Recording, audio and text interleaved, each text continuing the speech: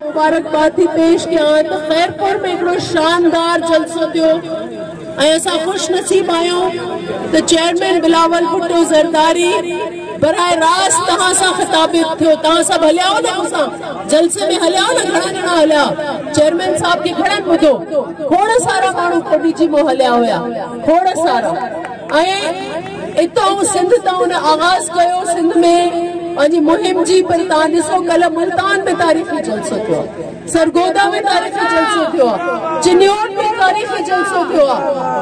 उहे बात उहे मानू जेके चवंदा पीपल्स पार्टी तो सिंध ताईं महदूद आ तो मां उन्हनि खे चवंदम त वञी ॾिसो जेका पार्टी जंहिंजे लाइ तव्हां सिंध में चओ था महदूद आ वञी ॾिसो त लाहौर में केॾो वॾो जलसो थियो आहे, चिन्योट में केॾो वॾो जलसो थियो आहे, सरगोदा में केॾो वॾो जलसो थियो आहे। इंशाअल्लाह इहो समंदर इहो सैलाब पीपल्स पार्टी जो अवाम जो सैलाब अॻिते वधंदो, पंजाब ताईं पहुचंदो, खैबर पख्तूनख्वा ताईं पहुचंदो, बलोचिस्तान ताईं पहुचंदो।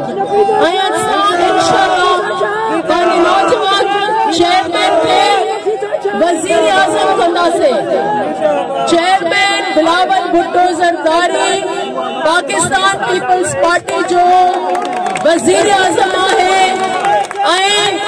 जेको वाइदो असांजो आसिफी ज़रदारी साहब तव्हां सां कंदो आहे उहो पूरो करे ॾेखारींदो आहे। असां चेयरमैन बिलावल भुट्टो ज़रदारी खे मुल्क जो वज़ीर आज़म ठाहींदासीं पर उन जे लाइ हिकिड़ो शर्त आहे। छा शर्त आहे त तव्हां पंहिंजे नुमाइंदनि खे चूंडींदव, तव्हां पंहिंजे मथे नुमाइंदनि खे चूंडींदव। नेशनल असेंबली में मुंहिंजो वोट चेयरमैन बिलावल भुट्टो ज़रदारी खे वेंदो ऐं प्रोविंशियल असेंबली में वज़ीर आला जो वोट जेको आहे उहो बैरिस्टर हलाट ॾींदो। तव्हांजी वॾी वॾी महिरबानी।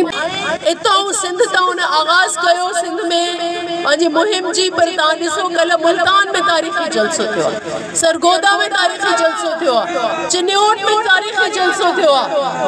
उहे बात उहे मानू जेके चवंदा पीपल्स पार्टी तो सिंध ताईं महदूद आ तो मां उन्हनि खे चवंदम त वञी ॾिसो जेका पार्टी जंहिंजे लाइ तव्हां सिंध में चओ था महदूद आ वञी ॾिसो त लाहौर में केॾो वॾो जलसो थियो आहे, चिन्योट में केॾो वॾो जलसो थियो आहे, सरगोदा में केॾो वॾो जलसो थियो आहे। इंशाअल्लाह इहो समंदर इहो सैलाब पीपल्स पार्टी जो अवाम जो सैलाब अॻिते वधंदो, पंजाब ताईं पहुचंदो, खैबर पख्तूनख्वा ताईं पहुचंदो, बलोचिस्तान ताईं पहुचंदो।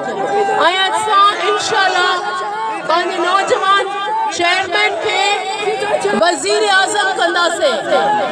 Chairman Bilawal Bhutto Zardari Pakistan peoples party जो वजीर आजम है।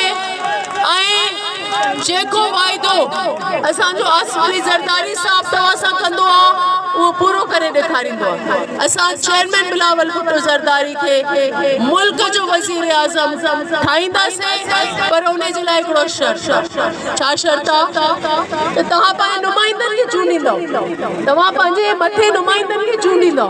नेशनल असेंबली में मुंहिंजो वोट चेयरमैन बिलावल भुट्टो ज़रदारी खे वेंदो ऐं प्रोविंशियल असेंबली में वज़ीर आला जो वोट जेको आहे उहो बैरिस्टर हलाट ॾींदो। तव्हांजी वॾी वॾी महिरबानी।